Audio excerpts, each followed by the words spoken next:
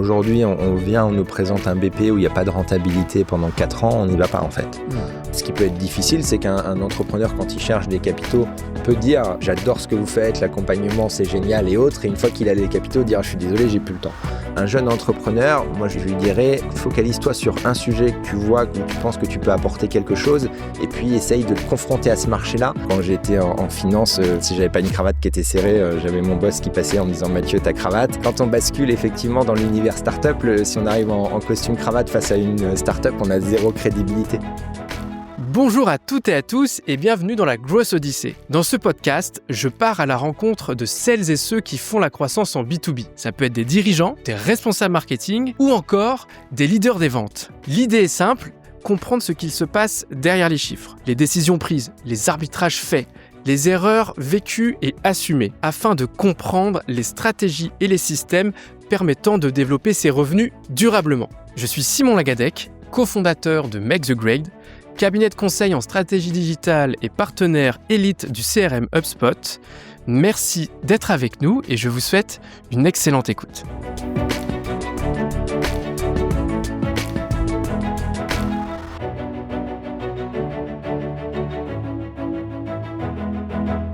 Bonjour à toutes et à tous, bienvenue dans le podcast La Growth Odyssey. Aujourd'hui, j'ai le plaisir de recevoir Mathieu Jarry, CEO et fondateur de The Moon Venture. Salut Mathieu, comment ça va ? Salut Simon, ça va très bien. Je suis très heureux d'être là et très heureux de pouvoir échanger avec toi. Plaisir partagé. Ça fait un petit moment que je suis The Moon Venture, déjà d'un point de vue local, parce que vous êtes présent à Rennes, tout comme Make the Grade. Tout à fait. On a des clients que vous accompagnez en commun. Bref, tu vas nous expliquer tout ça. On va avoir un fil rouge aujourd'hui. Avec toi, j'ai envie de creuser ta manière de fédérer, de développer un écosystème business local pour pouvoir alimenter les missions de The Moon Venture. Mais juste avant, est-ce que tu peux nous en dire un petit peu plus sur toi, sur ton parcours assez singulier et spécifique ? Dis-nous tout ça. Bien sûr, avec plaisir.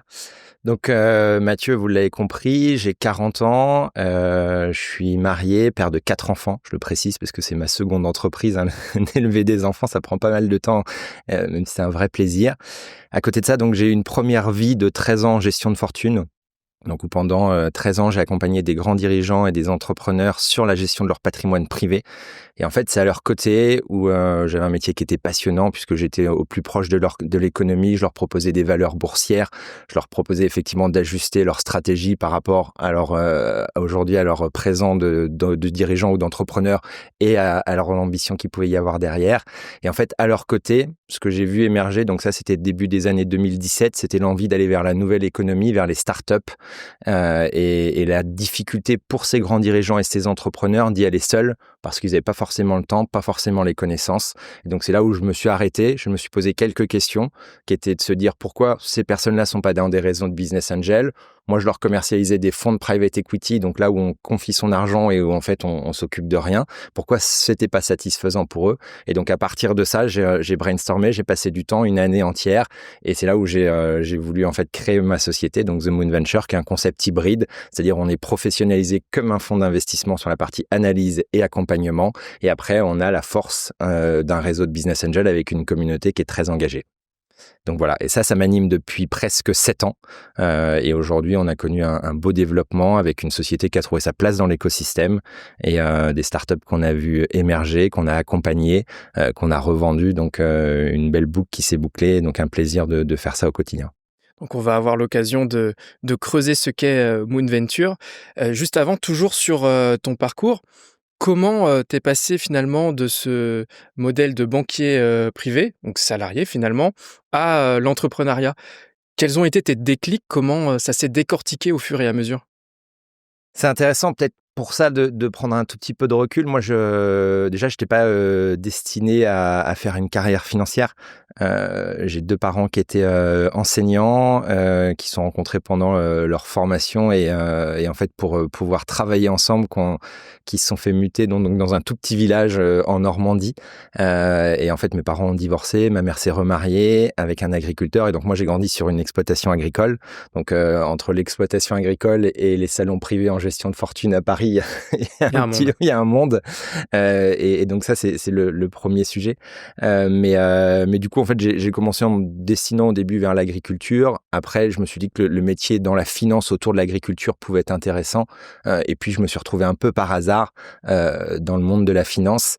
Et je suis rentré donc dans un groupe qui s'appelle Oddo BHF, qui est un groupe aujourd'hui franco-allemand, avec une philosophie, une approche assez anglo-saxonne, ce qui peut changer des banques mutualistes qu'on connaît, à savoir avec des banquiers commerciaux, ce que j'étais. On m'appelait un hunter, donc quelqu'un qui va chercher des grands comptes, qui peut avoir effectivement des rémunérations importantes, qui sont des variables plus fortes que les fixes en fonction des clients qu'il va ramener et de ce qu'il va pouvoir faire avec. Donc ce monde-là, je suis rentré dans cette manière-là. Ça, c'était un moment où on était parti vivre à Paris avec mon épouse. C'était extrêmement stimulant parce que dans un quotidien de rencontrer, quand on a 22, 23 ans, des grands dirigeants, des entrepreneurs qui ont réussi, forcément, on apprend beaucoup d'eux. C'était extrêmement stimulant aussi parce qu'il y avait un contexte, une pression commerciale qui était extrêmement forte et dans lesquelles moi je me suis rendu compte que j'aimais ça et j'étais fait pour ça. Donc ça m'a porté pendant assez longtemps, jusqu'à un moment qui est ce moment où je me suis posé des questions. C'était avant l'arrivée de ma première fille, qui était la question de est-ce que mon job a vraiment un sens, est-ce que j'ai vraiment de l'impact dans l'économie. En finance, on n'est pas dans l'économie réelle, hein, on est dans la financiarisation de cette économie-là. Et donc, je me suis posé beaucoup de questions à un point où je savais plus ce que je voulais faire. Et le côté stimulation commerciale, salaire élevé, en fait, répondait pas à quelque chose. Donc, c'est vrai que ça a été le point de départ.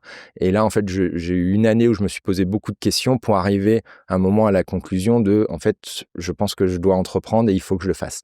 Donc, c'est vrai que c'est pas, c'est souvent les gens me disent, t'as été courageux, c'est ce qu'on dit à un entrepreneur quand il démarre. Pour moi, c'est pas du courage, c'était de la nécessité. En fait, j'avais besoin de faire autre chose et j'avais besoin en fait de regagner une forme de liberté, une forme d'indépendance et d'avoir l'impression que ce que je fais au quotidien avait un sens, un impact. Ok, donc en quête de sens à ce moment-là, penses-tu qu'il y a eu aussi un côté mimétisme par rapport à tous les entrepreneurs que tu as rencontrés? Est-ce que ça t'a donné envie de plonger aussi dans cet univers-là pour être plus libre? Comment, à travers ce que tu as vu, ce que tu as rencontré, les personnes que tu as conseillées, ça t'a aussi amené dans cette aventure? C'est vrai, je m'étais jamais posé cette question, mais c'est évident que j'ai toujours été très admiratif des entrepreneurs qui partent d'une feuille blanche et qui réussissent à construire un monde et qui est leur monde. Et souvent, c'était un entrepreneur qui m'avait dit ça. Être entrepreneur, c'est construire une face du monde qui nous ressemble. Et c'est vrai que ça m'avait beaucoup marqué. Et forcément, en étant à leur côté, j'aimais leur indépendance, j'aimais leur envie de faire des choses importantes, grandes. Donc ça m'a forcément inspiré, c'est une évidence. Alors tu as indiqué que tu as reconnu plusieurs univers, plusieurs mondes. Tu as parlé du monde agricole d'abord, de par ton perso, puis du monde de la finance, des grands écarts. Qu'est-ce que tu as retenu de ces différents mondes-là aujourd'hui qui te servent dans ton aventure entrepreneuriale? Oui, dans un troisième monde qui est l'univers des startups, hein, qui est encore En plus. un écart qui est hyper important. Non, moi ce que j'ai appris, et j'ai eu aussi la chance en fait en étant au contact de grands dirigeants, d'entrepreneurs dans ma vie de gestionnaire de fortune, d'avoir en face de moi des gens et des profils qui étaient très différents et qui étaient eux-mêmes dans des univers très différents. Quand vous avez un entrepreneur de la tech qui a vendu et qui vient vers vous, il n'a pas du tout la même philosophie et la même vision de la vie qu'un entrepreneur industriel qui vient de vendre sa société. Il y a des temps longs qui sont pas du tout les mêmes. Il y a des notions d'aversion au risque qui sont vraiment extrêmement différentes. Donc, ce qui est important, c'est effectivement de comprendre ce qu'est chacun. Donc, moi, ce que ça m'a appris, en tout cas, c'est je trouve que là, c'est la base, hein, on le sait tous, on se le répète, mais c'est de pas juger les gens sur les premières impressions et par rapport à une grille de lecture qui est la nôtre, en fait. C'est qu'on a tous sa propre grille de lecture et en fait, dans certains univers, on se rend compte qu'elle peut être bouleversée. Et en ça, en fait, je trouve que l'univers startup, il est extrêmement fort. C'est-à-dire que je le vois avec moi, tous les entrepreneurs, les dirigeants les entrepreneurs qui ont eu des succès, hein, qui sont partis de rien, qui ont créé des sociétés qui performent aujourd'hui ou qu'ils ont vendues, et les grands dirigeants qui pilotent des grosses unités, quand ils arrivent effectivement face à des startups, pour beaucoup, en fait, ils sont dans un monde qui les bouscule. Et ce qui est intéressant, c'est il y a certains qui n'ont pas du tout envie d'y rentrer en disant moi je comprends pas, c'est pas pour moi, et d'autres en fait qui se disent ce côté d'être un peu bousculé, remis en question, ça peut m'apporter en fait. Donc voilà, donc je pense que chaque monde, il faut essayer de comprendre ses codes, ses univers. Il faut essayer, par exemple, quand j'ai été en finance, j'ai pas d'avoir une journée sans une cravate. Si j'avais pas une cravate qui était serrée, j'avais mon boss qui passait en me disant Mathieu, ta cravate. Le stéréotype. Le stéréotype. Quand on bascule effectivement dans l'univers startup, si on arrive en costume cravate face à une startup, on a zéro crédibilité. Donc c'est aussi important toujours de comprendre un monde, ses codes, de comprendre aussi ce qui va aussi créer des personnes par rapport à des comportements et de pouvoir s'adapter pour essayer de communiquer et de relier les mondes. Et moi, je trouve que ce qui est passionnant, c'est en fait d'essayer de relier les mondes, c'est-à-dire de se dire à un moment donné, quelqu'un qui est un entrepreneur dans l'industrie, il va avoir plein de choses à apporter sur des rencontres qu'il peut avoir avec des jeunes start-upers, là où un entrepreneur tech va apporter d'autres choses. Et il n'y a pas une seule vérité, en fait. Et c'est ce qui est hyper intéressant dans tous ces sujets, c'est de se dire il faut essayer d'aller chercher le meilleur dans chacun des mondes et d'essayer de les faire coexister ensemble, en fait. C'est très juste ce que tu dis. Comment tu t'y prends? C'est quoi tes astuces quand tu arrives à découvrir un nouveau monde, un nouvel univers, et que tu dois assimiler les codes pour toi-même? C'est quoi tes astuces quand tu es dans cette situation? C'est l'observation, l'écoute, comprendre ce que sont les personnes, ce qui les anime.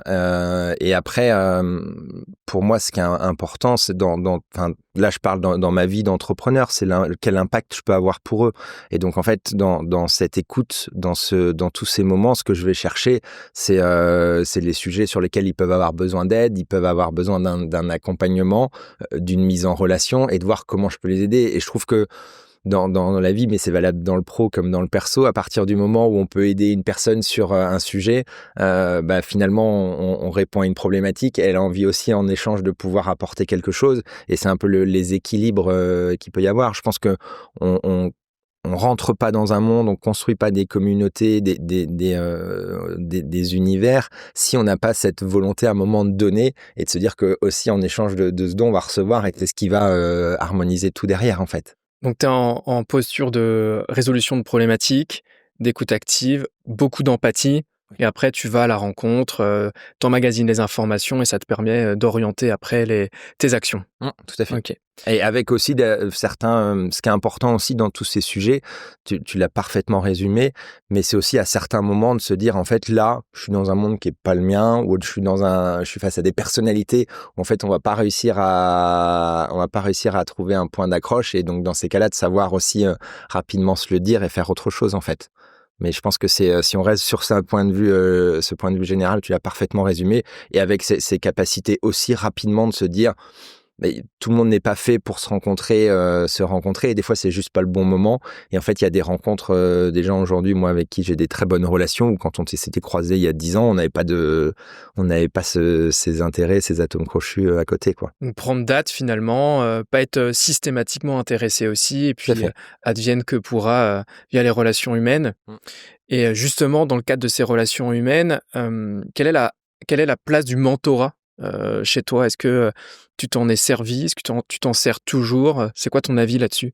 Dans ma première partie de vie, je dirais, de salarié, le mentorat était assez peu présent. On était plutôt dans les rôles modèles, en fait. C'est-à-dire de se dire, quand moi j'arrivais dans une société, c'était d'essayer de comprendre, d'observer, d'essayer de comprendre qui performait, de comprendre pourquoi il performait, et d'essayer d'apprendre à ses côtés. En fait, ça, c'est toujours été mes obsessions. C'était de me caler dans la roue de celui où je trouvais qu'il faisait les choses bien, en fait. Donc c'était vraiment mon approche en tant que salarié. Et après, sur la partie mentorat, dans tout ce qui est notamment entrepreneuriat, start-up, ce qui est très difficile, l'équilibre qui est très difficile à trouver, c'est que souvent, quand on est un grand dirigeant, quand on est un entrepreneur qui a réussi, se mettre dans un rôle d'un mentor, c'est pas si simple que ça, parce qu'un mentor, c'est pas celui qui prend le volant et qui conduit et qui dit regarde-moi faire. C'est celui qui est dans le siège passager et qui lui dit tiens, tu dois relever un tout petit peu tes mains, lâche ton levier de vitesse, fais les choses différemment, peut-être que ça peut être autrement, pourquoi tu prends cette route, t'es sûr que c'est la bonne route. Donc il va vraiment vraiment être dans cet accompagnement c'est des postures qui sont pas simples à trouver et sur lesquelles il faut avoir des personnalités qui soient aussi dans cette propre connaissance d'eux-mêmes et dans ce sujet de je veux aider et non pas je veux remplacer ou je veux me reprouver quelque chose en fait. Et pour bien comprendre ta vision de l'entrepreneuriat aujourd'hui, si tu devais définir ton style entrepreneurial à travers toutes ces expériences, tu la résumerais comment en une phrase? Mon propre style à moi, c'est ça? Oui, exactement. Question pas simple. Non, en une phrase, c'est très compliqué. Tu peux en dire plus si tu veux. L'entrepreneur que je suis aujourd'hui, pour moi, c'est quelqu'un qui essaye à travers des communautés, d'avoir des impacts sur différents écosystèmes, sur différentes organisations, sur différents sujets, et qui essaye de fédérer ce collectif en se disant que d'une manière collective, on arrive à faire plus de choses que seul dans son coin. Et ça, c'est la vision que j'essaye de porter depuis le début, en fait. C'était dans ma vie de gestionnaire de fortune, j'avais la chance de voir des parcours exceptionnels, des gens qui avaient tous réussi de manière différente, et je me disais mince, si j'arrive à des fois prendre un tout petit peu de ce qu'ils sont capables d'apporter, de voir, en fait, si j'arrive à en prendre un tout petit peu, à fédérer des choses derrière, on peut avoir des impacts extrêmement importants. Et donc c'était vraiment ma vision du début. Et après, forcément, faut en faire un business, hein, puisque c'est bien d'aider, mais il faut en faire un business. Et du coup, tout le sujet, ça a été de réussir à imbriquer ça dans un business et dans une vision long terme, puisque effectivement, moi j'entreprends pas pour une vision court-termiste, mais pour essayer d'avoir un impact long, en fait. On va en parler en se recentrant sur The Moon Venture. J'ai une dernière question pour vraiment compléter cette intro autour de ta vision entrepreneuriale. Tu viens de le dire, tu as été amené à rencontrer énormément de personnes qui ont rencontré des énormes succès et sur du très long terme pour certaines et certains. Comment toi, t'en as fait un moteur et comment tu n'es pas tombé dans le côté syndrome de l'imposteur ou j'y arriverai pas, etc. C'est des questions plus profondes. Chose qui nous touche tous et toutes. Qu'elles n'y paraissent. Je pense que déjà, il y a un rapport à soi, en fait. C'est-à-dire, souvent, on peut s'auto-congratuler de plein de choses. Il y a une vérité, c'est que c'est aussi lié aussi à plein de choses à l'enfance. Moi, je le dis souvent, j'ai eu la chance d'avoir une maman qui croyait énormément en moi. Toujours, j'étais un peu l'enfant qui pouvait tout réussir. Et du coup, ça m'a donné une confiance où je doutais assez peu de moi, en fait. Et ça, je l'ai pas vu tout de suite, en fait, mais je l'ai vu après en échangeant avec d'autres personnes, avec d'autres schémas. Et c'est vrai que ce premier sujet, déjà, de la confiance en soi, de se dire que tout est possible, c'est la promesse de l'aube de Romain Gary, mais qui, pour le coup, est extrêmement centrale dans une personnalité. Et ça, c'est vrai que ça m'a beaucoup aidé. Et j'ai cette personnalité je suis un éternel optimiste. J'ai toujours l'impression que demain sera mieux qu'aujourd'hui, et tout en voulant que le présent soit hyper intense et hyper fort.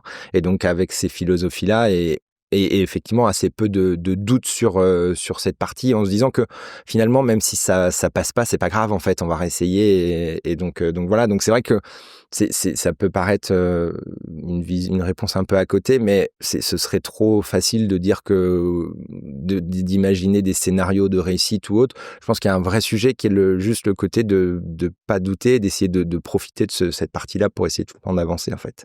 Donc être dans le mouvement, dans l'action, plutôt voir le verre à moitié plein dans la notion d'optimisme.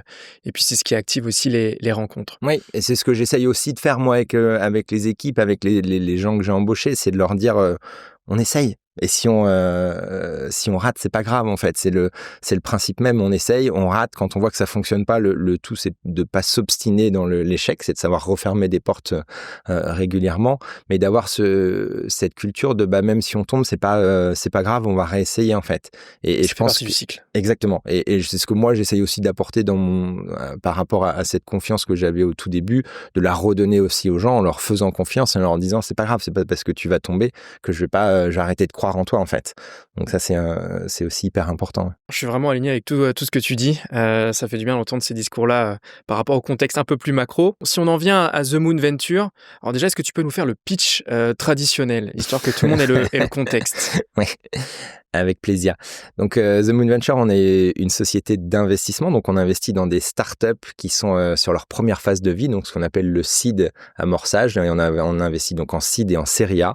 Notre particularité, c'est de fédérer une communauté de grands dirigeants entrepreneurs à succès. Donc, on va apporter de la smart money, c'est-à-dire qu'on va investir dans la startup et après, on va l'accompagner en lui faisant bénéficier de notre réseau et de notre équipe opérationnelle, puisqu'on a une équipe opérationnelle qui accompagne les sociétés. Donc, ça, c'est notre cœur de proposition, c'est comme ça moi que j'ai posé le modèle, à savoir je veux investir dans des startups et je veux que l'investissement soit le premier chapitre de notre vie commune et non pas la finalité, et je veux les aider à grandir et à franchir les étapes suivantes pour pouvoir après réinvestir avec elles, franchir de nouvelles étapes et voir ce qui peut se passer ensuite. Donc c'est vraiment la proposition cœur qui est de pouvoir en fait avoir un impact sur des startups par le financement, puisque beaucoup de startups dans l'innovation, à un moment, ont besoin d'argent. Et donc, c'est en échange de cet argent, on prend une part de capital et on essaye de maximiser leurs chances de réussite. Et ce postulat, on le tient vis-à-vis de notre communauté, en fait, en leur disant, si vous passez, vous, un tout petit peu de temps, imaginez si les 160 autres passent le même temps que vous, à la fin, on a un impact et un savoir, une expertise des réseaux qui sont extrêmement précieux pour la startup. Donc ça, c'est vraiment le cœur du sujet sur ce point-là où on a démarré. Aujourd'hui, à côté, on a une autre entité de service où on a des startups qui sont venues nous voir parce qu'elles avaient besoin d'être accompagnées sans avoir besoin de lever des fonds.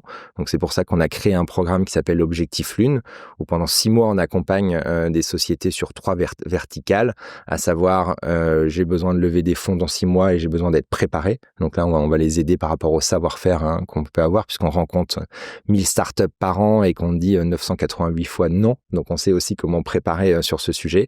On aide des startups à un moment donné aussi qui ont des sujets de croissance, de ce mur de la croissance, de se dire mince, j'ai perdu ma croissance, comment je peux essayer de la retrouver, donc pendant 6 mois.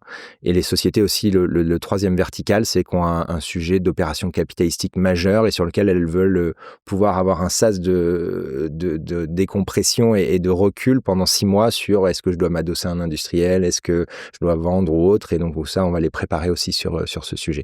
Donc ça, c'est notre deuxième métier. Notre troisième métier, qui est autour de la gestion patrimoniale, où en fait, je suis retombé un petit peu dans mes travers. Les premiers amours.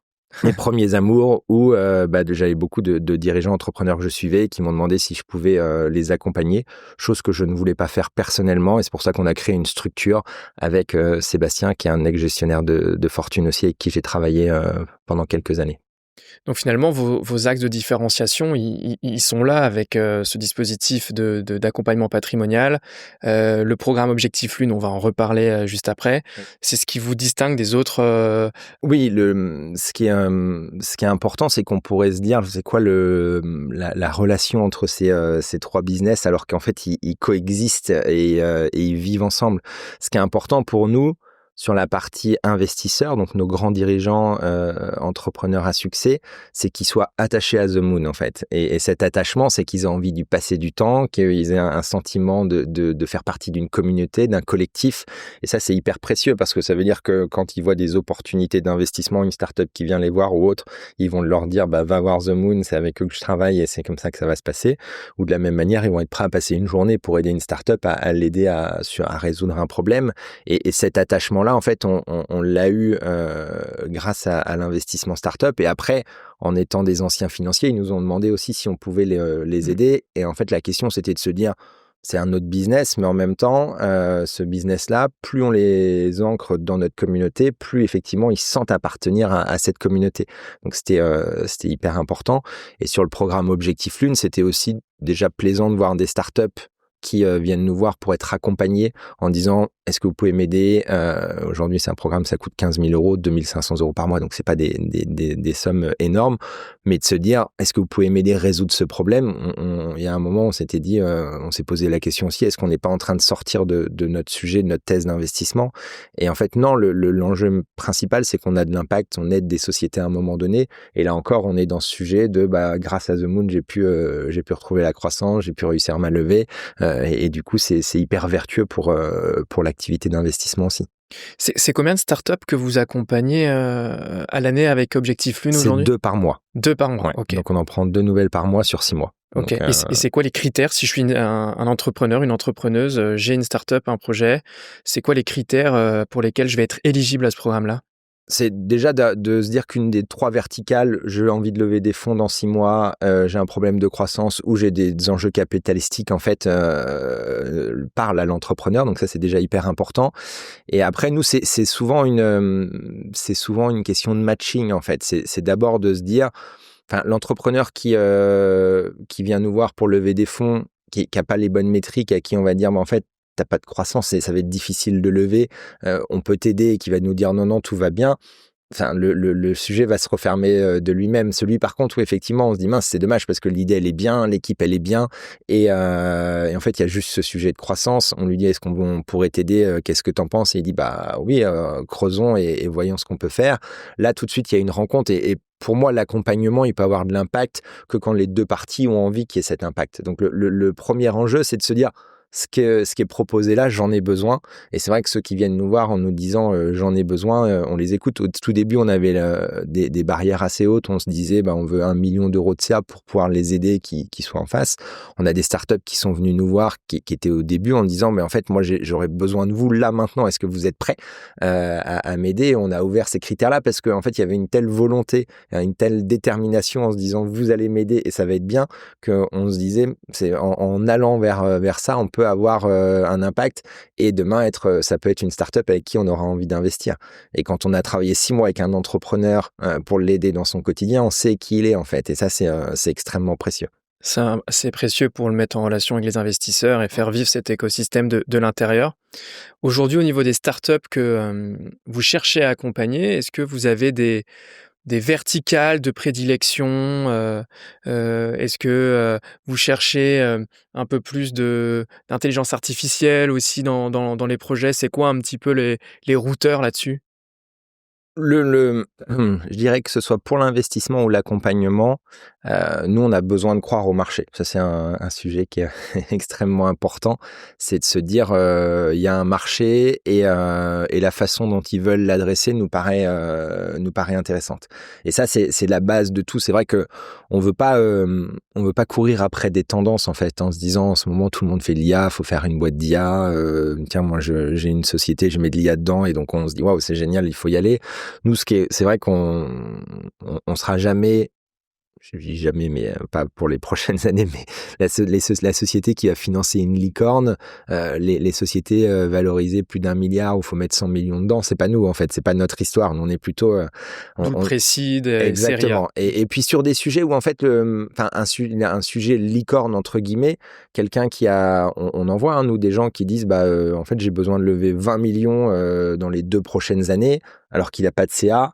Clairement, c'est pas pour nous en fait. On n'est pas du tout dans ces sujets et on va pas y aller non plus, même si le sujet est intéressant parce que c'est peut-être un gros fond qui va arriver dans lequel nous on sera on sera pas protégé, on sera un peu abîmé dans ces sujets-là. Donc nous, on vise plutôt des sociétés qui peuvent avoir des valorisations finales l'écart va être grand, mais entre 10 millions et 200 en fait.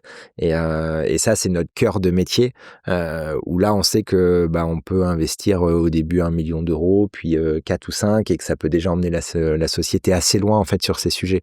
Et donc les enjeux quand on est face à un business, c'est de se dire est-ce que ce business-là est un business qui va avoir besoin de beaucoup de capitaux et donc d'en mesurer l'impact, ou c'est des sujets où on peut aussi avoir des lectures importantes. Enfin, je trouve qu'il n'y a rien de mieux que les sociétés où on investit, on creuse un peu la courbe de rentabilité, mais la société retrouve de la croissance et elle retrouve juste le point d'équilibre et elle revient à ce moment-là en se disant tiens, vous avez vu, j'ai prouvé mon modèle, je peux être rentable, maintenant j'ai envie d'aller très vite, est-ce que vous êtes prêt à m'aider pour accélérer, et d'avoir toujours ces focus de l'argent doit me permettre d'accélérer fortement, mais avoir cette courbe qui permet après de retourner vers le point d'équilibre et de se remettre en position de force.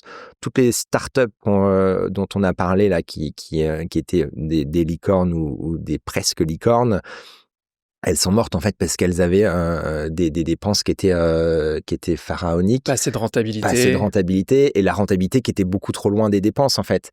Et à un moment donné, quand il faut se refinancer, on a un cash burn de 200 000 euros par mois et 3 millions de dettes, il n'y a plus beaucoup de gens pour y aller en fait parce que ça coûte beaucoup trop cher. Donc c'est vrai que c'est ces capacités toujours à avoir ces courbes et cette envie que ces courbes se recoupent à un moment donné, quoi. C'est vrai qu'aujourd'hui, si je comprends bien, dans votre sélection des dossiers, la perspective perspective d'une rémunération lointaine, elle est quand même dépriorisée par rapport à des projets qui vont être rapidement rentables à l'équilibre. Le côté revenu, il est beaucoup plus important que si on remonte 5 ans derrière. Nous, ça a toujours été notre focus et c'est ce qui nous a permis là, dans ces moments un peu différents, de rester sur la même philosophie. Mais le sujet de aujourd'hui, on nous présente un BP où il n'y a pas de rentabilité pendant 4 ans, on n'y va pas en fait. Pour le coup, on n'y va pas et on n'y est jamais allé en fait. Le sujet, c'est de se dire, à un moment donné, il faut que par l'argent que tu as levé, que tu as réussi à prouver que ton modèle était rentable. Et après, tu peux recreuser en fait un déficit parce que tu as passé des paliers en fait. Mais il y a rien de pire pour un entrepreneur que d'être dépendant d'un marché. Moi, c'est ce que je leur dis souvent. Hein. Je leur dis la force d'un modèle où vous recherchez systématiquement la rentabilité. Alors des fois, quand on a levé beaucoup d'argent, on peut être 2 ans sans étant déficitaire. C'est pas le problème, mais c'est cette recherche de la rentabilité. La force de ce modèle-là, c'est que, en fait, quand on est un fondateur, un start-upper, il n'y a rien de mieux que d'aller voir des gens comme nous en leur disant, j'ai 2 trajectoires. J'ai soit la trajectoire où je suis rentable et en fait, je vais y aller tout doucement, mais bon, en même temps, je suis indépendant et je reste dans mon modèle. Soit la trajectoire où j'accélère fortement parce que vous allez venir au capital et grâce à cette accélération, je vais aller beaucoup plus loin et beaucoup plus rapidement. Et ça veut dire que pour le fondateur, enfin moi je pense qu'un deal pour qu'il soit bon, il faut que tout le monde soit satisfait. Et en fait, pour un fondateur d'arriver dans un moment de négociation en disant j'ai 2 scénarios, un de la rentabilité que je fais tout seul mais ça va tout doucement et l'autre où j'ai besoin de toi, en fait ça c'est beaucoup plus simple que d'arriver en disant en fait j'ai 200 000 euros de cash burn par mois, il me reste 3 mois de trésor, qu'est-ce qu'on peut faire? Enfin, tu vois, le rapport est pas du tout le même et c'est là où après on se retrouve dans des situations avec des fonds qui peuvent arriver, qui peuvent sortir des fondateurs, des situations plus compliquées et autres. Donc je pense que ce sujet effectivement de se dire à un moment donné, je dois toujours penser à la rentabilité, il est précieux en fait. Ok, je vois très bien. Donc finalement, c'est en restant sur ces fondamentaux-là, je reviens à l'IA parce que c'est quand même assez omniprésent aujourd'hui. Ça remet aussi assez en question sur le long terme le modèle de SaaS en lui-même. Hein. Comment vous adressez ces dossiers-là? Est-ce que finalement, ce n'est pas un critère, c'est juste une conséquence et une vision et on reste sur le côté rentabilité, revenu? Ou est-ce que ça change quand même votre manière d'étudier les dossiers? Ce qui a changé fondamentalement, ce que tu disais, hein, c'est effectivement l'arrivée des LLM, c'est de se dire à un moment donné, est-ce que les business qu'on est en train de me présenter, est-ce qu'ils ont encore vocation à 10 ans devant exister? eux. Exactement. Ouais. Donc c'est là où il faut être clair. C'est sûr que de créer le prochain LLM, c'est pas non plus donné à tout le monde avec les capitaux dont il y a besoin. Donc c'est ça aussi, enfin pour moi les enjeux, c'est de se dire oui, l'IA est en train de tout changer, notamment par les LLM, de se dire on va financer le prochain LLM. Enfin, il y a un moment aussi, quand on voit l'argent qu'il a fallu pour arriver là où ils en sont aujourd'hui, c'est d'autres jeux. Donc, pour nous, le principal critère par rapport à toute cette évolution, c'est de se dire, est-ce qu'on est dans une verticale qui, à un moment donné, va être la priorité de ces très gros acteurs? C'est sûr qu'aujourd'hui, être une plateforme où on va être dans de l'achat, dans différentes choses pour les consommateurs, c'est sûr que quand on commence à comprendre ce que sont en train de faire les LLM, ça va être très compliqué d'exister à leur côté en fait, parce que ça, pour eux, avec les données et les flux, demain de faire ses courses sur un ChatGPT, ça semble presque une évidence en fait. Donc ça, c'est sûr que c'est des business où il va falloir se poser des questions. Après, ce qui est intéressant, c'est qu'il y a toujours des verticales métiers, il y a toujours des enjeux où ils pourront pas tout faire en fait. Hein. Et ça, c'est aussi le principe même de l'innovation, c'est que si on prend, moi j'ai une carrière en finance, pendant des années, j'étais entouré de gens où quand ils voyaient des fintech arriver, qui disaient aujourd'hui, on est un mastodonte. Si on veut l'acheter, on l'achète. Et puis, si on veut faire la même chose, on peut faire la même chose en interne et autres. Et ça a été pendant des années tout ce qui était porté. Et sur l'innovation, c'est souvent ça, c'est de dire oui, mais ça peut être copié rapidement. Il n'y a pas de barrière à l'entrée. Tu parles des banques en ligne à ce moment-là? Ouais, des banques en ligne, même des sujets fintech un peu différents qu'il pouvait y avoir. Et en fait, ce que je veux juste dire, c'est que dans l'innovation, il y a toujours cette peur que le gros puisse faire la même chose. Or, un gros, si on prend aujourd'hui dans l'IA, un ChatGPT, il va pas pouvoir traiter tous les sujets et il va chercher les sujets les plus rentables par rapport à ce qu'il fait, en fait. Et peut-être que demain, les autres enjeux, les autres verticales, il va venir les acheter, en fait, parce qu'il va pas avoir le temps de le faire et il aura les moyens pour le faire à côté. Donc, c'est pour ça que je pense que ce qui est important dans nos analyses, c'est de se dire on prend pas un sujet qui est le sujet frontal de ces grands acteurs, mais à côté, il y en a plein qui vont pouvoir émerger, prendre des marchés, prendre des parts, des notoriétés, et sur lesquels demain il y aura effectivement des sorties possibles, et peut-être par ces mêmes gros acteurs en fait. Et c'est là que sont les opportunités. Du coup. Exactement. Et c'est pour ça que je pense que l'important, c'est toujours sur ces sujets, c'est de se dire comment on peut exister et pousser la société assez loin pour qu'à un moment donné, pour ces grands acteurs, ce soit plus simple de se dire, au lieu de repartir de zéro, je l'achète et je continue moi de la développer en fait.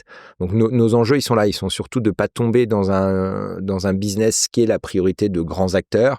Et puis après, c'est de se dire, tiens, c'est une approche qui est innovante, qui est différente, et donc du coup, il y a sûrement un marché aussi pour exister à côté. Et justement, vous avez des super projets accompagnés chez The Moon Venture. J'en pense à deux, Axonaut, CRM, je crois qu'ils sont de Toulouse à la base, voilà. Donc CRM pour les TPE et PME, super réussite. Autre projet français, je pense à Panoply, qui est du coup un outil qui permet de faire des cadeaux, de la gamification, des programmes, de l'automatisation à travers tout ça. Tout à fait. Donc c'est vraiment des super projets. Est-ce que justement tu peux aller nous raconter une success story d'un projet accompagné de The Moon Venture dont tu es assez fier? Non, mais aujourd'hui, on peut s'arrêter sur Axonaut dont tu parlais tout à l'heure. C'est un projet, moi, qui me tient à cœur puisque c'est au tout début de mon histoire. Quand j'ai rencontré les deux Nicolas, donc qui sont les deux fondateurs d'Axonaut, j'étais encore banquier et je les ai démarchés. J'étais déjà en train de créer ma société à côté, en train d'y penser. Et donc, je les avais démarchés parce que j'allais à Toulouse. Et donc en fait j'avais regardé, j'avais un peu étudié les différents écosystèmes. Je trouvais que leur proposition de valeur était intéressante et j'avais envie d'en savoir plus. Donc je leur avais demandé de les rencontrer. Et donc quand je les avais vus, ils faisaient à ce moment-là 20 000 euros de revenus de MRR. Donc on était encore au début, même si c'est déjà bien pour des sociétés qui démarrent. Et ils étaient en pleine levée de fonds. Et donc quand on s'est parlé la première fois, Nicolas Ricard, qui a la personnalité la plus frontale, m'avait dit mais qu'est-ce que tu viens nous voir, de toute façon tout le monde nous dit non, personne ne croit en nous, c'est un peu compliqué derrière et tout. Et donc on avait eu un premier échange qui avait été assez musclé. Je leur ai dit en fait s'il n'y a pas d'intérêt, moi je m'en vais en fait. Et donc en fait après les choses s'étaient détendues et c'est vrai qu'ils étaient dans un moment où ils étaient assez las des échanges avec les fonds VC parce qu'ils avaient une approche qui était un peu différente, c'est-à-dire que c'était deux ingénieurs qui avaient codé, qui savaient coder tous les deux, qui avaient tout fait tous les deux, et donc en fait qui avaient déjà à l'époque, ils faisaient 20 000 euros de MRR, ils étaient trois en fait. Et donc ce qui était pour beaucoup de fonds, c'était assez difficilement compréhensible. Et eux, ils n'avaient pas envie de se survendre. C'est pas des gens qui survendaient. Ils expliquaient juste ce qu'ils pouvaient faire et de manière assez simple. Et ils rentraient pas dans les codes en fait des fonds à ce moment-là. Et c'est vrai que moi, j'étais en train de créer ma société. J'avais du coup téléchargé Axonaut. J'avais utilisé à titre perso. Je m'étais dit, waouh, c'est bien, c'est simple, c'est hyper fonctionnel. Et je vais arrêter mon Excel que j'avais à côté pour suivre mon CA, ma facturation et ce qui va être fait. Et du coup, j'avais tout de suite perçu moi en tant qu'utilisateur, puisque j'étais le premier utilisateur de ce sujet.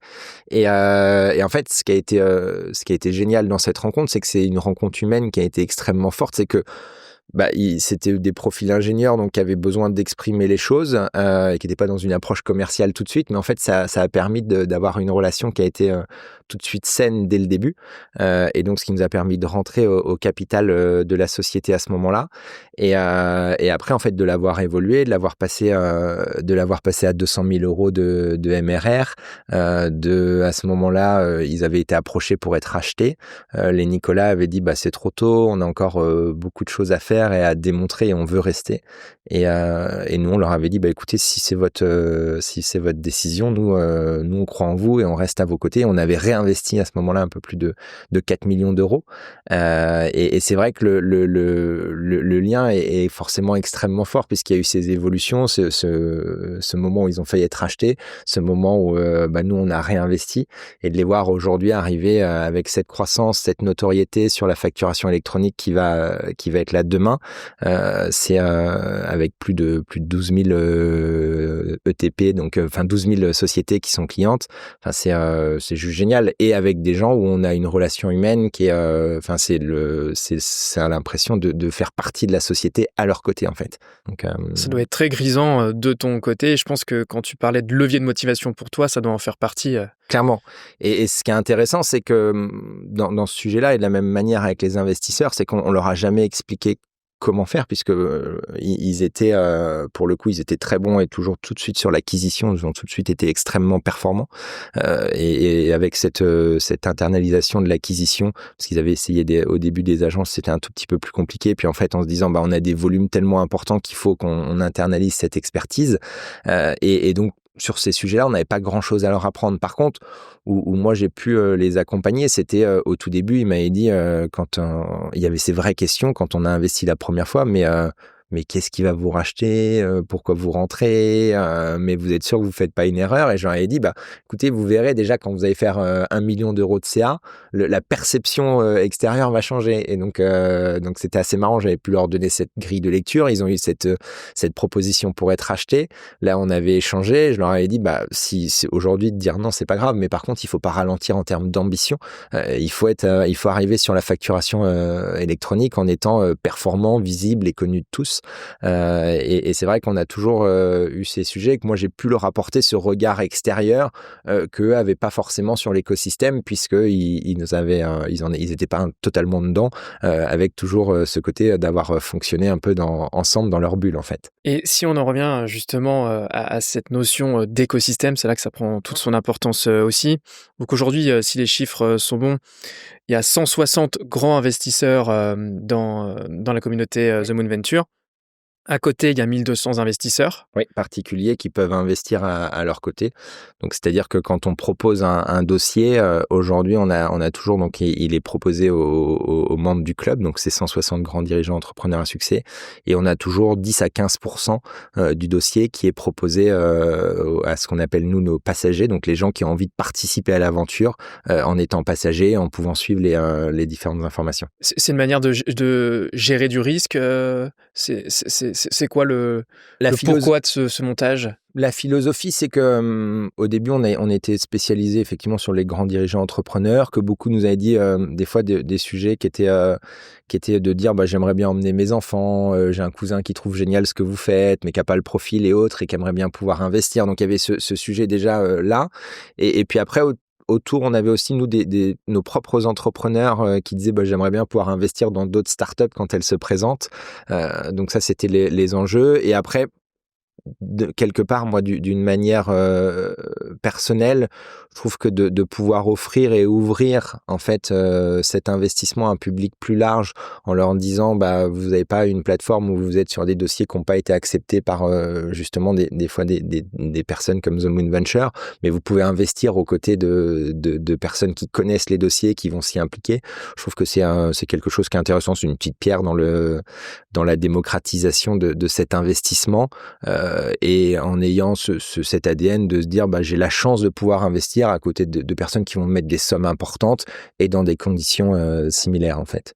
Ça fait du monde à accompagner, il faut communiquer avec chacune des populations dans la communauté. Donc il y a les grands investisseurs, on va le dire comme ça, il y a les investisseurs et il y a les start-upers, les projets entrepreneuriaux. Comment toi et tes équipes aujourd'hui vous faites pour conserver le lien avec chacune de ces parties-là? C'est quoi les interconnexions que vous créez, les ponts que vous construisez pour justement continuer de fédérer de l'intérieur de la communauté, mais aussi de la faire grandir? Bien sûr. Donc, ce qui est important déjà sur les 1500 investisseurs particuliers qu'on a aujourd'hui, on a été très clair, c'est que c'est une expérience digitale qu'on leur offre. Ils vont pas être aux côtés des startups, ils vont pas pouvoir échanger avec eux parce que sinon, c'est vrai que 1500 à gérer, c'est beaucoup plus compliqué. Mais c'est de se dire, vous allez avoir accès aux visios des pitchs, vous allez avoir accès aux visios du suivi annuel. Donc, il y a une expérience digitale qui est offerte pour être au plus près des startups sans pouvoir non plus les toucher si on caricature. Ça, c'est le premier point. Et le deuxième point, sur la partie gestion des communautés, c'est vrai qu'on a, je dis souvent en rigolant qu'on est devenu une entreprise événementielle, mais on crée beaucoup d'événements pour justement que la communauté vive et qu'il y ait ces interactions entre tous ces mondes. Donc, par exemple, aujourd'hui, chaque trimestre, effectivement, on prend nos 3 derniers investissements. On va louer un château, en général, pas très très loin de Paris. On emmène nos 3 dernières startups qu'on a financées et 20 investisseurs. Et pendant 24 heures, tout le monde va brainstormer ensemble, va parler effectivement de stratégie, de vision et autres. Et l'objectif, c'est d'aider les start-upers qui viennent d'arriver avec nous sur ces sujets-là, mais surtout de créer du lien entre toutes ces personnes pour que après, quand la startup a un problème, qu'elle n'hésite pas à prendre son téléphone en disant tiens Patrick, on s'était vu la dernière fois, est-ce que tu peux m'aider sur ce sujet-là? Donc ça, ça fait partie des moyens d'animer. On rassemble toute notre communauté 2 fois par an sur des grands événements. Donc, il y a toutes les startups et tous les investisseurs. L'idée, toujours, c'est de pouvoir qu'elles puissent échanger entre eux. Et après, en fait, on va s'adresser à chaque population de manière différente. C'est-à-dire que, par exemple, pour les start-upers, on va les réunir entre eux sur des journées entre eux où ils vont faire des ateliers qui vont être entre eux, c'est-à-dire tiens, moi j'ai réussi à craquer un sujet du partenariat par exemple, je vais parler avec mes pairs en expliquant comment j'ai travaillé les partenariats, j'ai eu un problème RH que j'ai mal géré, je vais vous faire un retour d'expérience pour que vous en profitiez, et ça c'est des choses qu'ils aiment beaucoup en fait. Et si on reprend nos Nicolas d'Axonaut, c'est vrai que ça m'a toujours, j'ai toujours trouvé ça bien et fascinant, mais on fait ces sujets de les rassembler 2 fois par an, et les Nicolas d'Axonaut, alors qu'ils ont toujours été en croissance, que tout s'est toujours très bien passé, ils ont toujours été là en fait. Et ça, c'est aussi le sujet qui est aussi hyper intéressant dans ces moments-là, c'est de se dire que même les entrepreneurs qui réussissent trouvent le temps pour ces moments en fait, et peuvent venir partager pas mal de choses. Donc ça, c'est vraiment pour animer la communauté startup et la communauté d'investisseurs. À côté de tous ces meetings qu'ils vont avoir avec les startups, tous ces moments et autres, on essaye aussi d'apporter beaucoup de contenu pour les former, à savoir comment analyser une startup, comment trouver sa posture en termes d'accompagnement, comment effectivement on fait des journées aussi sur Objectif Lune où on vient leur présenter nous comment on analyse une startup, on l'audite et on essaye de déterminer les enjeux, et on propose à la startup qui a une des dernières startups de venir en fait l'après-midi et de passer sur le grill avec une dizaine d'investisseurs. Ça permet à la startup d'avoir des retours francs, bienveillants, alors qu'ils sont pas en train de lever, mais qui cherchent vraiment à se poser des questions sur c'est quoi les étapes d'après. Et aux investisseurs, ça leur permet justement d'apprendre aussi comment échanger, comment avoir un impact. Donc, je dirais que c'est assez, c'est plein d'événements, plein d'actions avec des objectifs différents, mais qui doivent faire qu'en fin d'année, un investisseur dans la communauté, dans le club, doit se dire en fait, si j'avais du temps et que j'avais envie d'en passer, j'ai vraiment eu tout ce temps et j'ai appris énormément de choses. À certains moments dans une vie, quand un investisseur reprend une entreprise ou quand il retrouve un job, il est forcément un peu plus distant. Il a moins de temps, mais ça c'est pas grave, c'est ce que ça fait partie de la vie et d'un cycle d'une communauté, avec des gens qui sont plus présents parce qu'ils ont du temps et des gens qui le sont moins. Et donc ce qui est important, c'est que celui qui veut avoir du temps et qui veut passer du temps auprès des startups et à apprendre, on va lui avoir offert ce temps. Et pour les startups, c'est vraiment ce sujet de qu'elles se sentent en confiance, qu'elles aient ce sentiment collectif. On essaye aussi à certains moments de leur apprendre à chasser en meute, en fait, de se dire tiens, vous vous adressez des DRH, est-ce que c'est pas mal, vous, de pouvoir aussi parler d'autres solutions et d'avoir aussi ces impacts en commun. Donc ça, c'est un ensemble de points où, en fait, à la fin, tout le monde doit être un petit peu ambassadeur parce que tout le monde est impliqué et dedans, en fait. Donc, si je résume, pour animer ces 3 piliers de la communauté... C'est bien de résumer parce que je parle beaucoup. Non, mais c'est passionnant parce que c'est les tendances stratégiques que l'on observe aussi chez Make the Grade. Donc, vous avez d'un côté l'organisation de manière récurrente d'événements physiques locaux, oui, physiques en local. Donc ça, c'est important. Et à côté de ça, vous avez la création de contenu éducatif autour de vos sujets pour justement faire monter le niveau de compétence de la communauté et augmenter aussi le nombre de touches, de points de contact avec les personnes. Et c'est une approche presque de médias internalisés. Oui, non, c'est presque ça. Oui, non, c'est ça. C'est bien résumé. Et aujourd'hui, le nombre de personnes que vous avez chez The Moon Venture qui s'occupent de ça, vous êtes combien? C'est quoi les perspectives de développement? Il faut du monde. Aujourd'hui, on est 12. On est une équipe de 12 personnes, donc c'est vrai qu'on chôme pas, avec une équipe qui est engagée. Et avec ce qui est intéressant, c'est qu'on a l'équipe accompagnement, on a l'équipe analyse, on a l'équipe investissement, on a l'équipe marketing. Et ce qui est intéressant, c'est que tous nos métiers communiquent les uns avec les autres. Et à un moment, tout le monde peut se dire, bah tiens, là on a sujet accompagnement, et donc on a tout le monde qui vient prêter main forte au pôle accompagnement sur un événement, là où à un autre moment, ça va être un moment investissement et d'autres vont venir le faire. Et ça, c'est quelque chose, moi, qui est hyper important dans l'approche, dans mon approche d'entrepreneur dont on parlait tout à l'heure, c'est que je veux pas ce micromanagement. Ce que j'aime bien, c'est que les gens portent des expertises et en fait que chacun puisse à un moment de dire, bah tiens, là on est sur un sujet marketing. C'est pas juste l'équipe marketing qui fait du marketing, c'est elle qui prend les décisions finales, mais tout le monde va pouvoir aussi contribuer, apporter quelque chose. Et la même chose dans la partie accompagnement, dans la partie analyse. J'aime bien, aujourd'hui on a une équipe qui sont 3 analystes pour rencontrer les 1000 startups par an. J'aime bien que tout le monde puisse à un moment donné aussi faire quelques rendez-vous start-up pour rester dans cette partie de j'ai un contact avec le terrain et je ressens aussi le terrain. Donc ça c'est hyper important.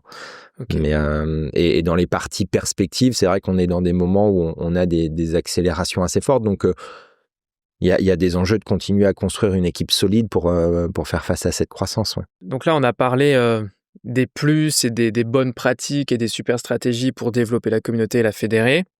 Maintenant, vous devez rencontrer, je pense, certains défis ou certaines résistances dans ce côté développement de communauté.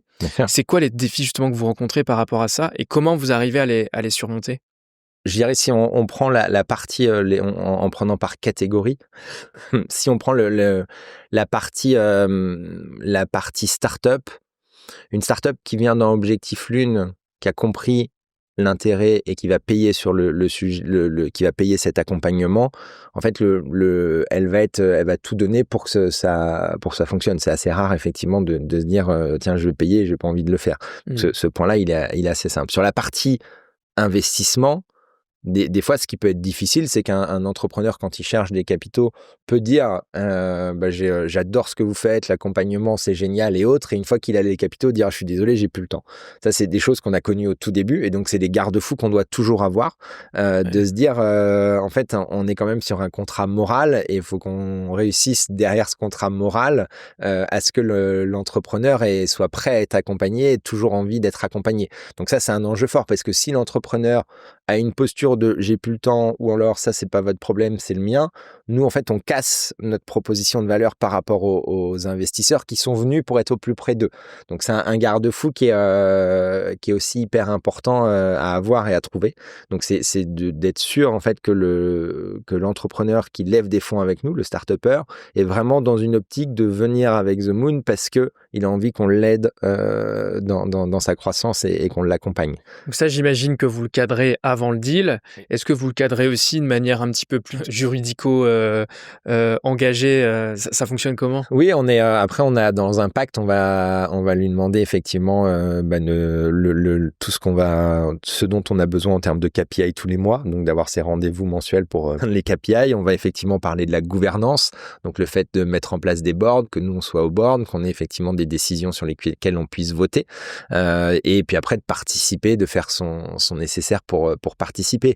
Mais c'est vrai que cette partie juridique là, elle nous protège, mais le vrai sujet, c'est que soit en fait, c'est que l'entrepreneur, soit il a envie de donner, il a compris, et là en fait tout va très bien se passer, soit en fait après il se met dans un phénomène de protection, de je reste un peu dans ma bulle chez moi, et là on va pas avoir l'expérience attendue, et on sait que ça aura des impacts aussi sur son business en fait. Oui. Après c'est là pour aider l'entrepreneuse, l'entrepreneur, donc ça reste du bon sens. Bien sûr. J'imagine que c'est assez fluide de manière générale. Oui, mais c'est aussi ce que j'ai appris en accompagnant des startups, c'est que quand on est dans des moments plus difficiles, beaucoup ont tendance à se replier sur eux-mêmes en fait.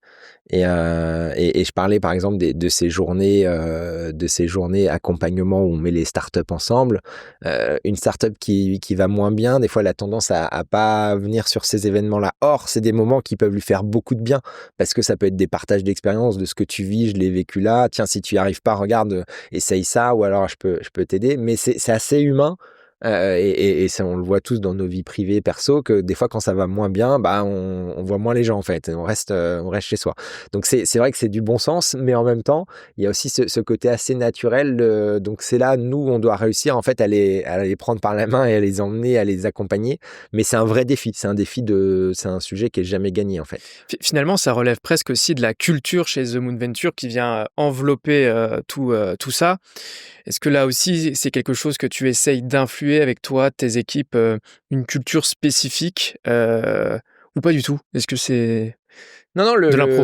non, le sujet, c'est de trouver l'équilibre entre exigence et bienveillance, en fait, qui est toujours important, mais qui est de se dire, à un moment donné, quand on investit 1, 2, 3, 4 millions d'euros dans une startup, on peut pas fermer les yeux et espérer que ça va bien se passer. En fait, il faut qu'on ait cette exigence et il faut qu'on soit là derrière pour lui dire à un moment donné, bah tiens, là, il va falloir que tu te réveilles parce que ça va pas.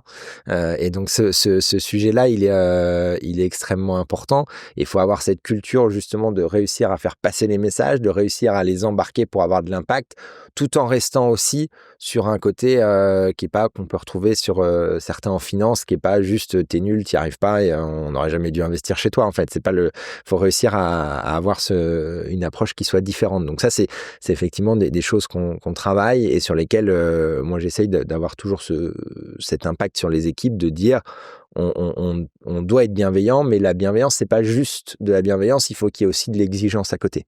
Et justement, dans les entrepreneuses et les entrepreneurs que vous accompagnez, toi, avant de se taper dans la main, c'est quoi les qualités que tu vas rechercher chez ces personnes-là? Déjà, quand toutes les startups qu'on finance, moi je les rencontre systématiquement. Déjà, je prends le temps de leur réexpliquer ce qu'est l'investissement et ce quel impact ça va avoir pour eux. Parce que c'est vrai qu'on est d'un fois dans des mondes où en fait tout le monde dit ah c'est génial, on vit et on existe par ces levées de fonds. Or, une levée de fonds, c'est faire rentrer quelqu'un dans son capital. Donc j'ai une métaphore que j'utilise tout le temps et que je donne aux entrepreneurs. Je lui dis à partir de maintenant, tu vois ton appartement que tu peux avoir, bah, si c'est ta société, ça veut dire que j'ai aussi les clés, que de temps en temps je viendrai m'asseoir dans le canapé et je te demanderai pourquoi t'as pas rempli le frigo. Donc je dis ça, C'est pas mal celle-là. c'est la vie en fait dans laquelle on va rentrer. Ça veut pas dire que je vais t'engueuler parce que t'as pas rempli de frigo, mais je vais te demander pourquoi tu le remplis pas, pourquoi tu fais tes courses à tel jour, et ça va être ce sujet. Donc déjà, est-ce que toi t'es conscient de cette partie-là? Et c'est vrai que pour beaucoup, ils le sont dès le début, et puis d'autres disent, il y a cette prise de conscience de ah oui, ma vie va changer. Et c'est vrai que la vie change à partir du moment où on a un actionnaire qui vient, qui investit et qui a des parts de capital. Donc déjà, il faut avoir ce premier point de est-ce que tu as conscience de ça, avec le deuxième que je mets derrière, qui est de dire nous on rentre ici. Mais l'idée, c'est pas de t'accompagner jusqu'à la transmission à tes enfants. C'est qu'à un moment donné, on va sortir, en fait. Donc, si on rentre, c'est qu'effectivement, dans 5-6 ans, il faudra qu'on pense à la sortie. Donc, ce sujet, ça peut être demain, si tu es dans une très belle réussite, un nouveau fonds qui arrive et qui va nous racheter, c'est des choses qui arrivent. Ou ça peut être aussi un sujet de se dire, il faudra vendre la société pour que les gens qui m'ont permis de la financer puissent en sortir. Il y a d'autres montages, il y a des LBO, il y a différentes approches qui peuvent être faites à côté, mais il y a ce sujet qui doit arriver. Donc ça, c'est déjà un premier constat, juste de valider cette partie-là et d'être sûr qu'on ne se trompe pas, en fait, qu'il n'y a pas un malentendu sur cette partie-là. Et après, moi, ce que je vais essayer de chercher, c'est des profils qui sont à l'écoute, qui ont des convictions fortes, pas de certitude, mais des convictions, et qui ont de l'ambition. Et ça, c'est hyper important pour nous. C'est aujourd'hui quelqu'un qui me dit, bah moi, je je suis entrepreneur, je pense que je peux faire quelque chose de vite et dans 2-3 ans, je revends. C'est des profils où on va pas y aller, en fait. Parce qu'on sait que la vie d'un entrepreneur, c'est des montagnes russes, qu'il y a des moments où ça va être compliqué. Il y a des moments où, après, quand on est sur des hauts, on communique beaucoup, on dit que tout va bien, mais il y a aussi des moments où c'est plus dur. Et ça, c'est hyper important d'avoir des gens où on se dit, à un moment donné, si c'est dur, il va pas nous lâcher. Parce que quand on investit dans des jeunes boîtes, elles sont quand même, faut pas l'oublier, portées par les fondateurs. Et que si les fondateurs, à un moment, posent les clés sur la table et disent, c'est fini, je m'en vais, c'est très compliqué de faire que la société perdure. Une fois qu'on a passé différentes étapes, que la société est mûre, qu'elle a créé un codir, un directeur marketing, un directeur commercial, directeur technique, CTO et autres, le fondateur, à ce moment-là, s'il a envie de partir, il y a toujours les moyens de trouver quelque chose. Mais au tout début, c'est pas ça. Le fondateur, il est un peu sur tout avec une équipe commando. Donc, faut être sûr que à ce moment-là, la personne dans laquelle on mise, puisqu'on mise sur des personnes, va être celle qui va nous accompagner à l'étape d'après. Ouais. Très juste. Donc, c'est quand le risque il est un peu plus partagé que là, on peut en tant que fondateur finalement pas lâcher la voilure. C'est pas ça que je dis, mais en tout cas de faire un choix. Soit je reste et je continue, soit je peux laisser les clés de l'appartement sur la table et aller faire d'autres projets, quoi. Oui, je pense que ce qui est intéressant, en tout cas dans ces sujets-là, je trouve que c'est des sujets où tout le monde a des façons d'entreprendre qui sont différentes. C'est-à-dire que moi, je connais des entrepreneurs qui ne vivent que pour la feuille blanche. C'est-à-dire que le côté on démarre de zéro à 1, on démarre, on fait naître le projet, c'est ce qui les stimule énormément, et qu'après le reste les ennuie profondément. Et ce sera pas forcément des bons dirigeants après, parce que justement c'est pas le sujet. Donc ce qui est important, c'est justement de comprendre aussi la personne, et après qu'elle soit prête, d'être prêt aussi à évoluer avec elle et de voir comment les choses peuvent se passer. Hein. Donc starter, développeur, parfois les deux. Et justement, si tu devais donner un message aux jeunes entrepreneurs et entrepreneuses qui nous regardent et qui nous écoutent, tu leur dirais quoi pour qu'ils puissent, eux, lancer un projet et viser la rentabilité ce serait quoi ta top astuce? Moi, le sujet que j'entends toujours, c'est de me dire, je suis entouré de beaucoup de gens viennent me voir, hein, c'est normal par rapport à mon métier. On est tous, quand t'es médecin, tout le monde vient te voir en me disant, tiens, je tousse un peu, qu'est-ce que je devrais faire? Quand t'es fondateur de The Moon, tout le monde te dit, ah tiens, moi un jour j'aimerais bien monter une boîte. Et ce qui ressort tout le temps, c'est que tout le monde me dit, j'attends de trouver la bonne idée. Et ce concept de la bonne idée, moi j'y crois pas du tout en fait. On peut l'attendre toute une vie. On peut l'attendre toute une vie. Et pour moi, les gens qui réussissent, tous ceux qu'on a accompagnés qui réussissent, sont des gens qui exécutent en fait. Et donc c'est vrai que un jeune entrepreneur, moi je lui dirais, focalise-toi sur un sujet que tu vois, où tu penses que tu peux apporter quelque chose, et puis essaye de voir, d'y passer d'énergie, de te confronter à ce marché-là, et ça va t'aider en fait. Et je trouve que quelqu'un qui met les mains dedans, qui a envie d'essayer, il va essayer sur un sujet, ce sera peut-être pas le bon, et après il va se dire, ouais, en fait c'est pas le bon parce que mon marché était trop petit, ou alors j'étais avec des gens qui étaient pas réceptifs, il faut peut-être que je me positionne différemment ou autre, et qui va en fait effectivement se retrouver comme ça à trouver à un moment donné justement cette idée et cette approche de faire. Mais je pense que le rêve de se dire à un moment donné j'ai la bonne idée et c'est cette bonne idée qui fait que je vais devenir entrepreneur, il faut l'oublier. Il faut mettre les mains dans le cambouis, il faut réussir à faire des petites choses, à rentrer dans des systèmes, des organisations, et puis après en fait c'est ce qui permet de le faire. Et les bons fondateurs, pour moi, sont des gens qui sont capables de pivoter en fait. Hein. C'est ce qui est hyper important. Se planter pour bien pousser, développer son esprit critique. Exactement. C'est clair, des super conseils. Mathieu, ce que je te propose, c'est de rentrer dans la dernière partie de notre échange avec des questions un peu plus légères. C'est des questions que je pose systématiquement à tous les invités. La première question que j'ai envie de te poser, c'est toi en tant qu'entrepreneur, comment tu fais pour équilibrer ta vie pro et ta vie perso? Pour peu qu'il y ait un équilibre.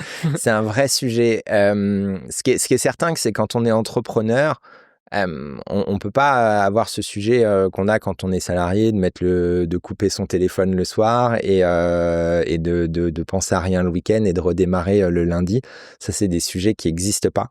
Ce qui est certain, c'est que moi, j'ai une vie perso qui est bien remplie avec 4 enfants en bas âge, donc un temps qui est hyper important, où l'idée, c'est d'être là, de profiter d'eux et de profiter de ma famille au sens large avec mon épouse. Donc, les enjeux, c'est vraiment de trouver cette partie-là. Et quelque part, je pense qu'il y a, pour moi, dans ces moments où, quand surtout ils étaient en bas âge, c'était de se dire, en fait, j'ai simplifié ma vie. J'avais ma vie pro et ma vie familiale et j'étais focus sur ces deux sujets. Je faisais à ce moment-là un peu moins de sport, un peu moins de sorties, un peu moins plein de choses, mais parce que j'avais cette volonté de vouloir être un père présent, qui soit là à côté de mes enfants, comme un mari à côté de son épouse, et du coup de vivre ces moments et pas de se dire après en se retournant, c'est génial, j'ai créé une boîte, mais en fait, je suis passé à côté de ma vie personnelle, de mes enfants, et des enfants, une fois qu'ils grandissent, après, c'est trop tard. Donc, c'est vrai que ce sujet, c'était d'avoir cette partie-là. Et après, des rythmes qui sont qu'à soi. C'est très, moi, je sais que je veux être là le soir pour dîner, passer du temps avec eux. Et souvent, quand tout le monde dort à 22h30, je reprends mon ordinateur et je travaille jusqu'à minuit 30. C'est ma façon de fonctionner, mon rapport au sommeil et mon rythme. Mais je sais que dans ce moment-là, si je pourrais dire, au lieu d'arrêter à 18h, j'arrête à 20h et après je suis tranquille. Sauf qu'en fait, j'enlèverai tout ce moment de vie avec les enfants, mon épouse, au moment où ils sont éveillés, actifs. Et donc, j'ai mon rythme de vie derrière. Donc, je pense que ce qui est important, c'est ces équilibres-là. Et puis après, c'est de réussir au fur et à mesure. Aujourd'hui, par exemple, le sport a repris effectivement une place dans mon quotidien. Et c'est de se dire, je vais nager 2 fois par semaine, c'est tel jour et c'est non négociable. Et donc ça, c'est aussi hyper important. Donc, c'est de réussir à avoir cette partie-là. Et après aussi, d'écouter ses entourages. Il y a des moments où on est là quand on est entrepreneur, mais on est aussi la tête ailleurs parce qu'on a plein de sujets. De temps en temps, quand les enfants ou l'épouse dit oh, reviens, c'est de se dire là, oui, je suis dans un moment où il faut que je me reconnecte. Donc c'est de pas être juste centré sur soi, ses problèmes, de dire tiens, en ce moment, j'ai tel enjeu, il faut que je réussisse ça, mais c'est de se dire de concilier tout. Donc je pense que c'est propre à chacun, mais ce qui est sûr, c'est qu'il faut définir des priorités et on peut pas être partout quand on est entrepreneur avec forcément une vie qui déborde un petit peu partout. Donc il faut réussir à la cadrer, quoi. Donc pas chercher le 50-50 dans l'absolu, mais trouver son propre rythme, savoir s'écouter, et c'est déjà pas mal. Et du sport, tu l'as dit. Seconde question, tu croises pas mal d'entreprises. Selon toi, c'est quoi les caractéristiques que les entreprises qui réalisent une croissance saine ont en commun? Je dirais de vouloir de regarder le temps long, en fait. C'est cette notion temps long, c'est de se dire en fait, je cherche pas juste à faire du CA là et puis après advienne que pourra. C'est de se dire comment j'essaye de construire un modèle qui peut se pérenniser dans le temps. Et à partir de ce moment-là, en fait, les choses deviennent différentes. C'est-à-dire que quand on a cette notion du temps long, cette notion de se dire comment je peux faire pour que la société que je suis en train de créer, elle perdure dans 10-15 ans, ça évite tous les comportements déviants court-termistes, en fait. Donc, moi, j'aime bien les gens qui regardent assez loin, qui ont envie d'aller assez loin et sur lequel, en fait, quand tu leur parles, je trouve que j'ai la chance d'être entouré d'entrepreneurs qui ont réussi, de start-upers qui réussissent. Et en fait, ils sont finalement assez peu, jamais vraiment, enfin ils sont contents de ce qu'ils ont réalisé, mais ils sont toujours dans le plus important, il est à venir, on a des choses incroyables à faire, et donc d'être toujours projeté sur cette partie-là, et avec ce sujet aussi cœur de faire attention aux humains qui les entourent, en fait. Que ce soit dans le perso, dans le pro, c'est souvent des gens qui font attention aux humains qui les entourent, et parce que leur temps long, il est aussi lié à l'humain, qui soit peut-être le modèle familial qu'ils veulent créer, ce qu'ils veulent pouvoir transmettre aux autres, et aussi de se dire ils veulent avoir aussi des humains qui soient épanouis, qui réussissent, et ça, je trouve que si on a à la fois cette envie d'humains alignés, engagés, et à la fois cette notion de temps long, on évite quand même beaucoup de choses difficiles. J'ai l'habitude de dire qu'il n'y a jamais d'odyssée sans adversité. Est-ce que tu peux nous en dire plus sur ton principal ennemi? Mon principal ennemi, oh, c'est un mot que j'aime pas beaucoup. Non, les sujets, c'est à la fois par rapport à ma personnalité en tant que fondateur, Le sujet, c'est que j'ai souvent beaucoup d'idées, beaucoup de choses à faire, donc il faut réussir à canaliser ces sujets. C'est de se dire, c'est bien effectivement de vouloir développer des business, des modèles, mais faire attention à ce que ça reste toujours cohérent. Donc ça, c'est des choses sur lesquelles je travaille beaucoup. Et l'impatience aussi, parce que je suis quelqu'un où j'aime bien que ça aille vite tout le temps. Et donc des fois, dans des organisations, dans des partenariats, tout le monde n'a pas ces mêmes notions. Donc il faut réussir à prendre sur soi aussi sur certains sujets en se disant ok, là en fait c'est un partenariat, par exemple un partenariat bancaire avec nous, ça peut nous aider. La notion de quand tu parles à une banque et que tu es une start-up de c'est génial ce que vous faites, oui ça peut faire sens, on se reparle dans 3 mois, c'est complètement fou en fait. Mais il faut savoir travailler sur soi pour pas arriver en disant en fait non, vas-y je laisse tomber, 3 mois c'est beaucoup trop long, il va se passer beaucoup de choses. Donc c'est aussi à apprendre à prendre du recul par rapport à ce qui nous caractérise. Et tu nous as parlé de beaucoup de regarder vers l'avant dans le futur. Justement, j'ai envie de switcher. Si tu devais donner un conseil au Mathieu, au jeune Mathieu, qui était dans l'exploitation agricole de ses parents, tu lui dirais quoi aujourd'hui pour se lancer dans l'entrepreneuriat? Je pense que je lui soufflerai pas grand-chose à l'oreille parce que je crois que je suis arrivé là par mon parcours, par mes expériences, qu'à un moment donné, par exemple, quand j'étais en gestion de fortune, à la fin, j'étais dans un moment où je me sentais oppressé, j'avais besoin de quitter ce monde-là. Or, sans cette expérience-là, j'aurais jamais pu construire ce que je construis aujourd'hui. Donc juste, je lui dirais ce qui est ma philosophie aujourd'hui, c'est profite tout le temps de l'instant présent et dis-toi que faut juste que le quotidien soit bien et en fait le jour où c'est pas bien, tu changes en fait. Mais je pense que c'est la vraie, pour moi c'est ma philosophie. Je voudrais pas refaire les choses différemment. Je voudrais pas que la vie soit autrement parce qu'en fait tout ce que j'ai vécu, toutes les étapes par lesquelles je suis passé, c'est ce qui fait aujourd'hui que je suis comme ça et je pense que un entrepreneur, tu le sais aussi bien que moi, quand on regarde derrière soi, des fois, il faut avoir la lucidité de se dire on a eu un peu de chance en fait. Ça passe. Il y a des moments où on a un accord, on a une chose qui arrive qui était pas prévue. Enfin, il y a beaucoup de choses. Alors, on provoque la chance. C'est la chance. La chance vient quand on provoque les opportunités. Mais quand même, il y a beaucoup de chance. Donc, c'est vrai que le sujet de se dire juste déjà ce que moi je fais au quotidien, ce quotidien, il doit me plaire et je dois toujours rester dans ce focus parce que quand on aime les choses, on y est plus engagé et tout s'équilibre. Je pense que c'est ça en fait, finalement, je dirais. Donc aller se confronter, du terrain, de la pratique, se planter pour apprendre et beaucoup d'humilité par-dessus tout ça. Bon, ça fait une très bonne conclusion. Ma dernière question, elle est toute simple. Si tu devais nous recommander un entrepreneur ou une entrepreneuse pour un futur épisode de la Growth Odyssey, qui est-ce que tu pourrais nous recommander? Je vous dirais un entrepreneur de notre communauté dans les startups, qui est Romain, qui est le dirigeant de Lucky Cart, donc qui est une société chez nous, donc qui est spécialisée effectivement dans la gamification notamment sur les parcours du drive, puisqu'ils sont connectés à toutes les données des grandes enseignes et l'idée c'est de pouvoir gamifier ce parcours.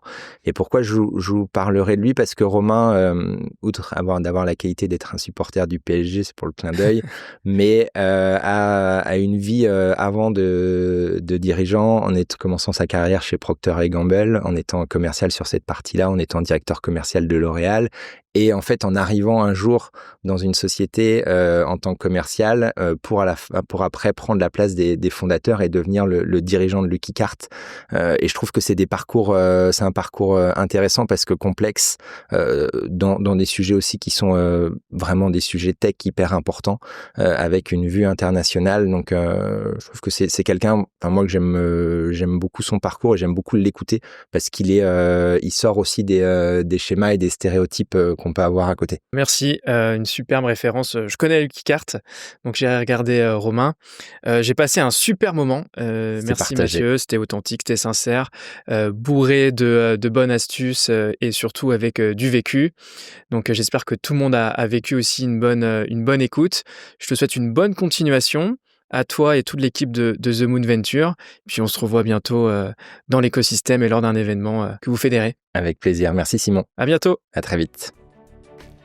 Merci pour votre écoute. Si cet épisode vous a apporté des perspectives utiles, N'hésitez pas à vous abonner afin de ne manquer aucune prochaine conversation. Et si le podcast vous plaît, vous pouvez laisser un avis 5 étoiles sur votre plateforme d'écoute préférée. Ça va nous aider à faire découvrir nos contenus à d'autres décideurs. On se retrouve très bientôt pour continuer d'explorer le monde B2B et d'ici là, je vous souhaite une excellente croissance.